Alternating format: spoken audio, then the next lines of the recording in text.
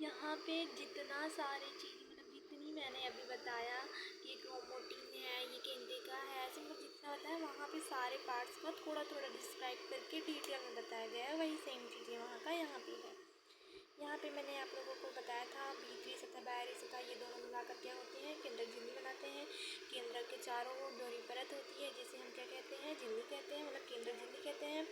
केंद्रक के चारों ओर जो झिल्ली के मतलब झिल्ली है, झिल्ली में छोटे छोटे जो छिद्र होते हैं उन्हें केंद्रक छिद्र कहा जाता है। मतलब ऐसे ऐसे जो थे नहीं, ऐसे ऐसे ये जो गैप होता है इसे ही क्या बोलते हैं, केंद्रक छिद्र बोलते हैं। क्रोमोटिन क्या होता है, क्रोमोटिन जाल जैसी संरचना होती है। क्रोमोटिन जीन के आनुवंशिक गुणों की सूचना होती है जो माता पिता से संतति में गए हैं। मतलब जो भी इसका मतलब ये होता है कि जैसे कहीं ना कहीं हमारे हाथ पैर बाल मतलब फेस जो है ये सब क्या होते हैं, मम्मी पापा पे गए होंगे। मतलब उन्हीं की तरह थोड़ा बहुत मेरा फेस होगा, मेरा हाथ होगा, ऐसा कुछ भी होगा। तो इसी को क्या बोलते हैं, आनुवंशिक बोलते हैं, जीन बोलते हैं। उन्हीं का जो गुण होता है वो सब क्या होती है, जो सूचनाएं होते हैं कौन क्या किस में जाना है वो क्रोमोटिन निर्धारित करती है। यहाँ पे हम देखेंगे कट्टस नहीं होता है, जैसे कि आप लोग बनाते होंगे ऐसे ना, ये क्रोमोसोम थोड़ी है, इसको क्रोमोसोम नहीं बोलते हैं। मतलब ये गुणसूत्र गलत है, ऐसा नहीं बनाया जाता है। गुणसूत्र ऐसे बनते हैं, एक मेल का एक फीमेल का बनता है। यहाँ पे देखिए लिखा है गुणसूत्र मेल का फीमेल का है। यहाँ पे यहाँ से ऐसे ऐसे ऐसे मतलब तोड़ा जाता है, अलग किया जाता है। फिर ये ऐसे मतलब यहाँ पे सिंगल आता है, सिंगल से भी ऐसे ऐसे यहाँ पे जॉइंट्स होते हैं। इसके 3 पार्ट होते हैं, टीलोमियर, सेंट्रोमियर, क्रोमेटिड होते हैं। अब थोड़ा सा हम लोग यहाँ पे आगे देखते हैं। केंद्रक कला झिल्ली न्यूक्लियर मेम्ब्रेन मतलब होता है, ठीक है। जो मैंने बताया था केंद्रक झिल्ली है, केंद्रक कला वहाँ पे मैंने आप लोग को पढ़ाया था। यहाँ पे देखते हैं केंद्र के चारों ओर, वहाँ पे क्या था, कोशिका कला है, कोशिका झिल्ली। यहाँ पे केंद्रक कला है, केंद्रक झिल्ली है। केंद्र के चारों ओर दोहरी परत का एक स्तर होता है जिसे न्यूक्लियर मेम्ब्रेन कहते हैं। केंद्रक झिल्ली में छोटे छोटे छिद्र पाए जाते हैं जो केंद्रक छिद्र न्यूक्लियोपोर कहलाते हैं। इनके द्वारा केंद्रक कोशिका द्रव्य का संपर्क में होता है। इसका मतलब समझ आ रहा है, जैसे कि जो शेल यहाँ पे क्या है, ये मान लो कोशिका है, ये केंद्रक है, और केंद्रक में से बीच में गैप होता है ना थोड़ा बहुत, तो इसका द्रव ये सब क्या होते हैं, आपस में आवागमन होते रहते हैं, मतलब कि विनिमय होता रहता है बीच में। ये यहाँ जा सकता है, ये यहाँ आ सकता है, ऐसा हो सकता है। इसका मतलब इसका पूरा मतलब यहाँ पे ऐसा है, संपर्क में क्या होता है यहाँ पे देखते हैं। अर्थात केंद्रक द्रव्य व कोशिका द्रव्य के बीच पदार्थों का विनिमय इन्हीं क्षेत्रों द्वारा होता है। जैसा कि मैंने अभी यहाँ पे बताया, आना जाना क्या हो गया, विनिमय हो गया। यहाँ पे दोनों के द्रव्य जो होते हैं क्या होते हैं, आपस में मतलब एक दूसरे के यहाँ आ जा सकते हैं, ये यहाँ ऐसा हो सकता है। सेकंड देखते हैं केंद्रक द्रव्य क्या होता है, न्यूक्लियोप्लाज्म क्या होते हैं। केंद्रक कला के अंदर की ओर पाया जाने वाला जेलीनुमा पदार्थ है। केंद्रक कला के अंदर, जैसे कि मैं आप लोगों को यहाँ पे ऐसे केंद्रक होता है, यहाँ पे ऐसे ऐसे ऐसे ऐसे होता है ढेर सारा, क्या बोलते हैं इसको, क्या बोलते हैं, जेलीनुमा पदार्थ होता है जिसे हम न्यूक्लियोप्लाज्म कहते हैं।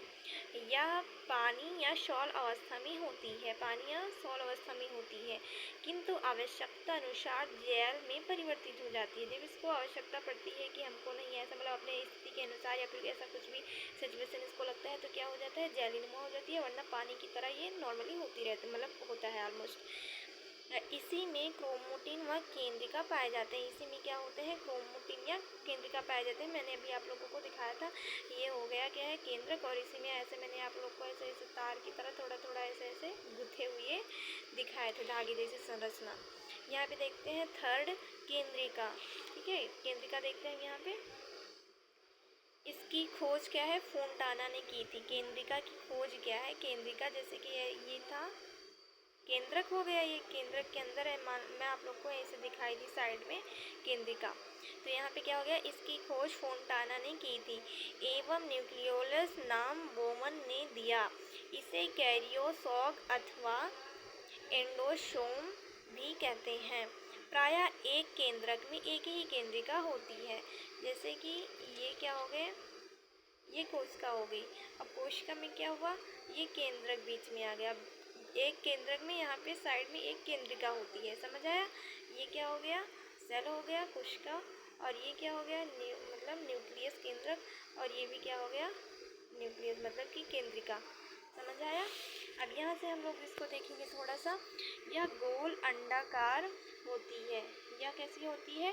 गोल अंडाकार होती है तथा अंतरावस्था इंटरफेज में स्पष्ट दिखाई देती है। मतलब विभाजन के टाइम क्या होता है, प्रोफेज अवस्था में लुप्त होकर इंटरफेज में पुनः बन जाती है। केंद्रीय राइबोसोम का निर्माण स्थल है। यहाँ पे देखिए, इसका मतलब समझ में नहीं आया होगा, आई नो। तो यहाँ पे हम थोड़ा सा देखते हैं।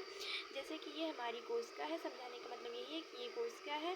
अभी ये कुछ भी समझ नहीं आ रहा, मतलब एक सिंगल कोशिका दिख रही है। यहाँ पे जो इंटरफेज वगैरह बताया गया है, इसका मतलब ये है कि आगे चलकर ये जब ऐसे मतलब डिवाइड होती है तब ये नहीं दिखती है।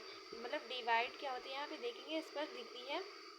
विभाजन के समय प्रोफेज अवस्था में लुप्त हो जाती है। हाँ, ऐसे होती है केंद्रिका। केंद्रक की बात हो रही है यहाँ पे। हाँ, केंद्रिका नहीं दिखेगी यहाँ पे। जब ये विलुप्त होगी तब नहीं दिखेगी, लेकिन जब ये दो अलग अलग फिर से हो जाएंगे, फिर दोनों में क्या होंगे, केंद्रक दिखने लगने का मतलब दिखाई देना स्टार्ट हो जाएगा केंद्रिका। यहाँ पे इसका मतलब यही है कि जब वो विभाजन होता है तब नहीं दिखाई देता, बट जब विभाजन होकर पूरी तरह से अलग अलग हो जाता है तो उसमें फिर से केंद्रक का दिखाई देने लगती है। अब यहाँ पे हम देखते हैं गुणसूत्रीय जालक मतलब क्रोमैटिन जो होते हैं। यहाँ पे देखते हैं हम, केंद्रक द्रव्य में एक धागेनुमा लंबी संरचनाओं पर का जाल पाया जाता है जिसे गुणसूत्रीय जालक कहते हैं। कोश का विभाजन के समय यही संघनित होकर गुणसूत्र बन जाते हैं। जब कोश का विभाजन होता है तो ये संघनित होकर बहुत ज़्यादा संघन होकर क्या होते हैं, गुणसूत्र बन जाते हैं।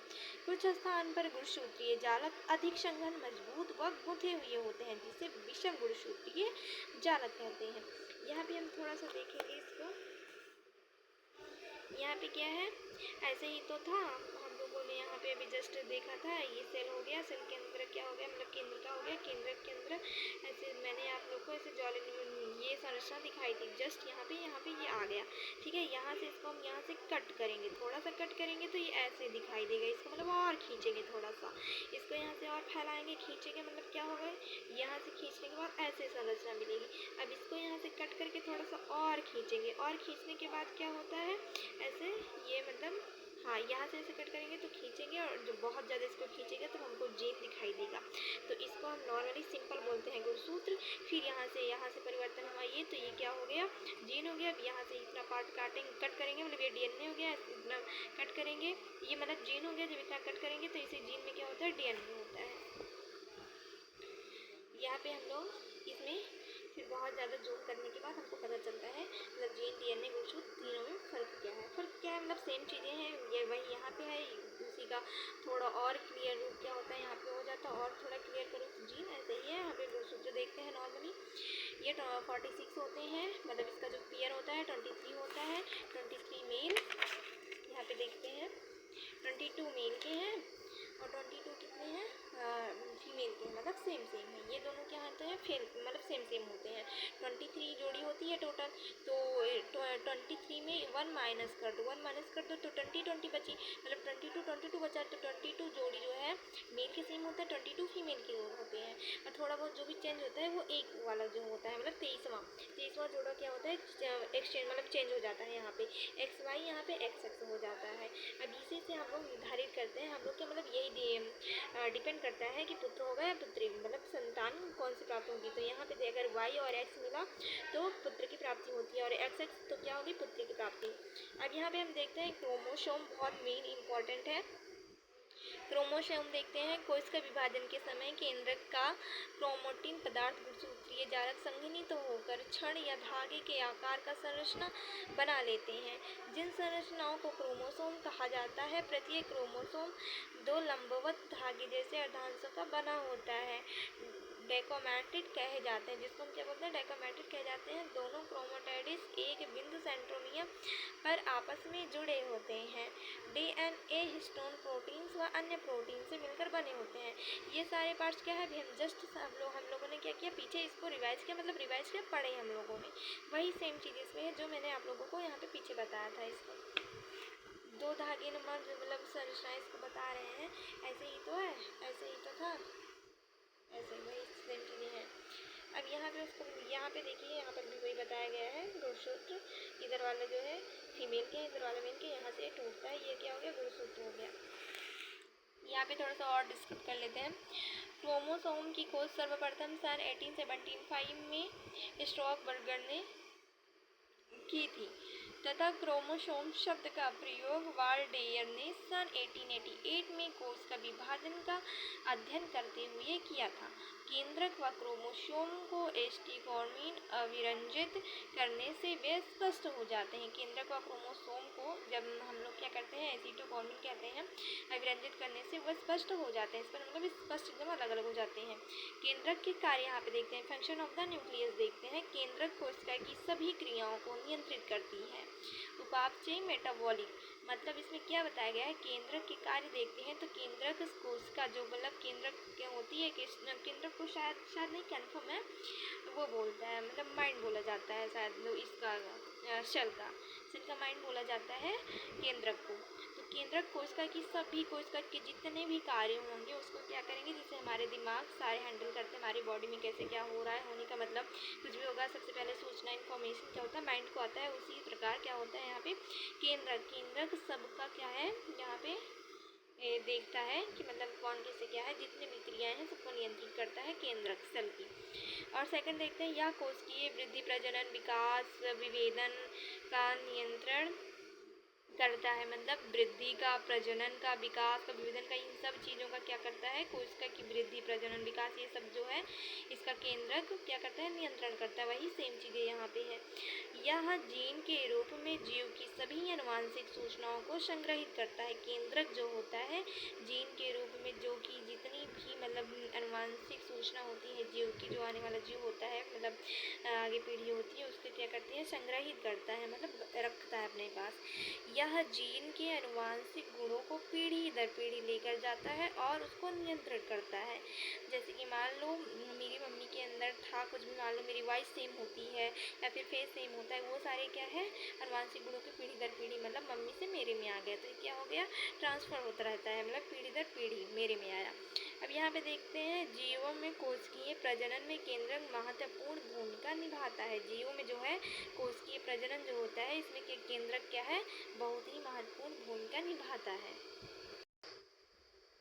फिर हम यहाँ देख लेते हैं कोशिका द्रव्य देखते हैं। थर्ड क्या है यहाँ पे, कोशिका द्रव्य। कोशिका झिल्ली व केंद्रक के बीच का समस्त स्थान एक गाढ़े तरल पदार्थ से भरा रहता है। कोशिका झिल्ली और केंद्रक के बीच मैंने आप लोगों को बताया था, आप लोग वीडियो थोड़ा सा बैक करके देखिएगा पता चल जाएगा। जो उसमें गाढ़े और तरल पदार्थ से भरा होता है लिक्विड फॉर्म में, कोशिका द्रव्य कहलाता है। कोशिका द्रव्य कोशिका की उपापचयी क्रियाओं का स्थल है। विशिष्ट उपापचयी क्रियाओं के लिए विशिष्ट पर्यावरण प्रदान करने हेतु कोशिका द्रव्य में अनेक कोशिकांग पाए जाते हैं। कोशिका द्रव्य में अनेक कोशिकांग मतलब जैसे कि उसके पार्ट होते हैं कोशिका के, जैसे माइटोकॉन्ड्रिया हुआ, गोल्गी हुआ और गोल्जिकाय हुआ, और क्या होते हैं राइबोसोम, लाइसोसोम, रिक्तिका, रसधानी मतलब वैक्यूल्स या रसधानी, जो भी जितने भी पार्ट होते हैं वही कोशिकांग उसको हम बोलते हैं, कोशिकांग पाए जाते हैं। यहाँ पे देख देंगे ऑर्गेनेल्स मतलब कि कोशिका के पार्ट, प्रत्येक अंग कोशिका में एक विशिष्ट कार्य संपन्न करता है। मतलब जैसे कि माइटोकॉन्ड्रिया वो क्या करता है, ऊर्जा संग्रहण करता है। संग्रहण मतलब कि उसको क्या बोलते हैं, पावर हाउस बोलते हैं सेल का। तो ऐसे ही सबका राइबोसोम का क्या होता है, प्रोटीन निर्माण होता है।